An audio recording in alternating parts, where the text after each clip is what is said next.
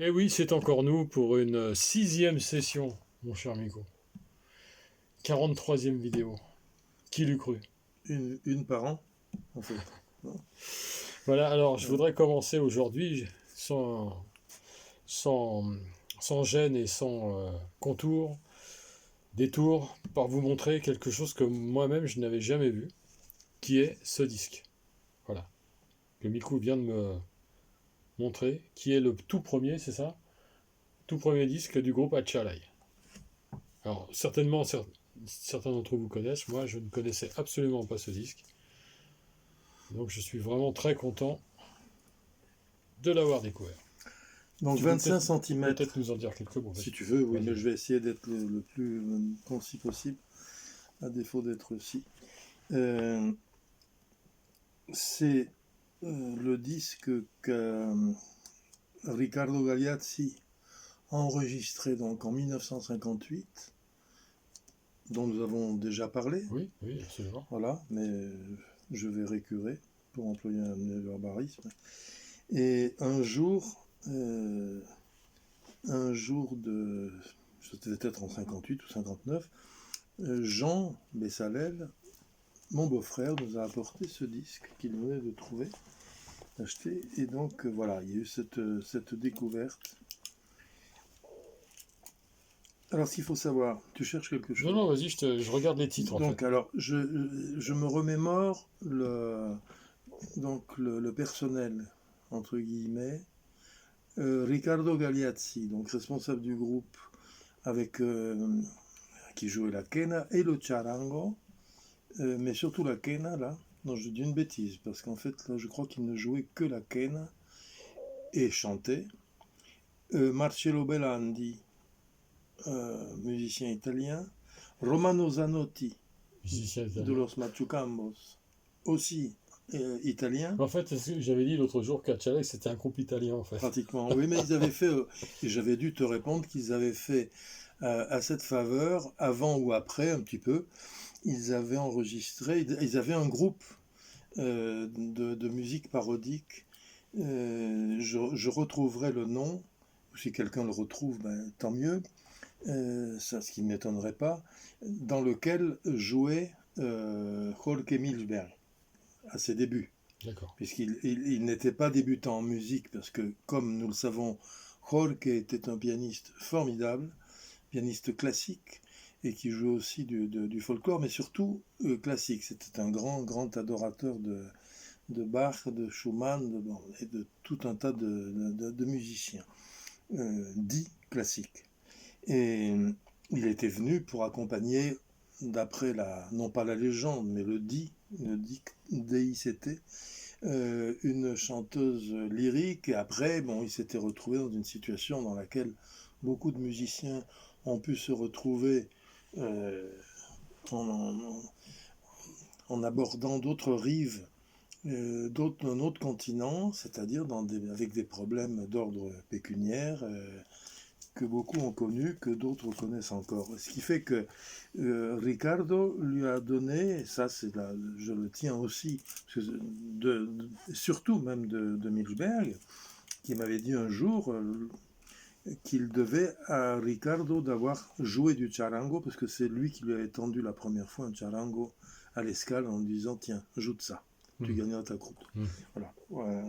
C'était sensiblement l'expression de Ricardo. Donc Ricardo était un altruiste, il ne se considérait pas comme tel, parce que c'est pas lui qui me l'a dit, jamais il m'aurait dit ça, raconter quelque chose qui fut à son avantage exclusif. Mais donc il y avait dans cet ensemble à Chalai le débutant Jorge Milbergo Charango, et quel début, magnifique. Donc Marcello Belandi, Riccardo Gagliazzi, Romano Zanotti, Jorge Milberg. Je ne sais pas s'il m'en manque un, mais si je le retrouve, et si d'aventure il en manque un, je ne manquerai pas de le rappeler lors de la, je ne sais plus quantième séance. Une prochaine fois. Hein, oui, la 47e voilà, ou 8e. une prochaine fois. Voilà. Et alors, donc, dans ce disque, dans ce volume, enregistré pour la boîte à musique, le label BAM, dirigé toujours, évidemment, à l'époque, par Albert Lévy Alvarez, ce grand altruiste et artiste, et découvreur d'artistes. Il y a un morceau qui s'appelle El Condor Pasa. Qui est juste là. Voilà, et que Ricardo a créé en France. C'est lui qui l'a, pour la première fois, joué en France. Alors, à ce stade-là, bon, c'est vrai qu'on sait que cette musique, comme tu le sais, on en a souvent parlé, a été et toujours d'une certaine façon source, mais surtout dans les années 60-70, de compétition, et surtout entre les Français. Parce que les Sud-Américains, eux, c'était différent. Ils venaient jouer. J'avais essayé, je fais encore une parenthèse, on me pardonnera, si tant est qu'on me pardonne, ou que j'ai quelque chose à me faire pardonner, mais je me gratte toujours le nez. Mais c'est une allergie. Pas à la musique sud-américaine.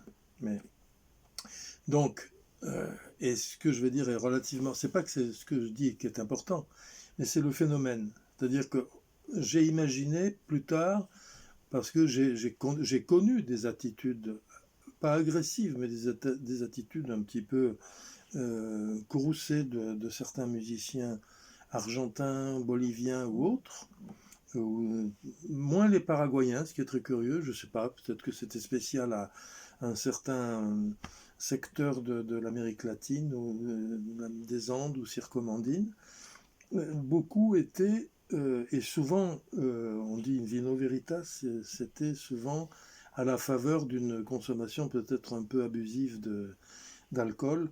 Ils étaient dans plein spleen. Ils se disaient, pourquoi vous faites cette musique, vous Français, alors que nous, on est venus la faire? Parce que ce qui s'est passé, bon, avec Paco Sanchez, que tu connais bien donc, maintenant, et il était venu avec les ballets d'Amérique latine à la fin des années 40, ça devait être en 49 ou 50, et c'est là que tout a démarré, parce que les ballets d'Amérique latine, en fait, c'était l'équivalent d'un zénith de la salle que je ne connais pas, mais enfin, il y avait une quantité astronomique de musiciens, et curieusement, le projet de Rafael Gallos et de Romano avec le Machucamos, ça ressemble à ça, ce que nous avons fait en 71, parce que nous étions une quarantaine.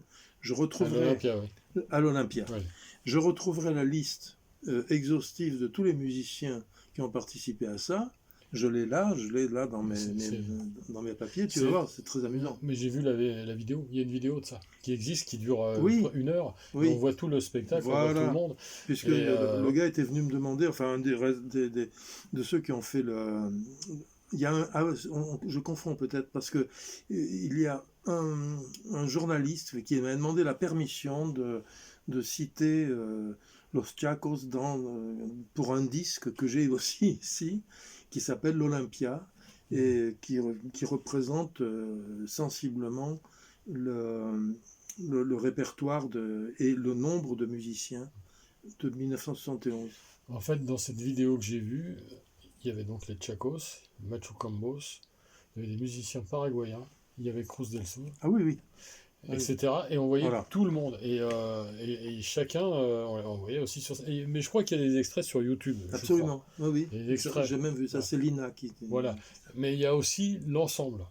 J'ai vu l'ensemble. Je ne sais pas où, quand, comment, mais en tout cas, je l'ai vu. Et tu ne penses pas à l'émission de Guy Béard? Il y a ça aussi. Ah oui, d'accord. C'est 2 choses différentes. Oui. Oui, il y a celle-là aussi, là où on voit tout le monde, effectivement. Type d'émission qui préfigurait le grand échiquier de Chancel. C'est vrai qu'il y avait à peu près tous les styles d'Amérique latine, même le Venezuela avec Gabriel. Et qu'il y avait une très, très, très, très belle part, le Venezuela. Bien sûr. C'est remarquable, parce qu'il faisait tout. En fait, c'était un panel de tout ce qui peut se faire pour donner vraiment...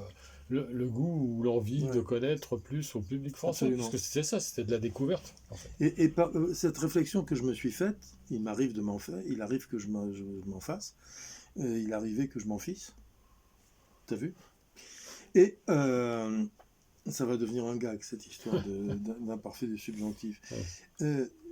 Je me suis dit, mais effectivement, parce que je voyais l'aigreur de beaucoup de musiciens.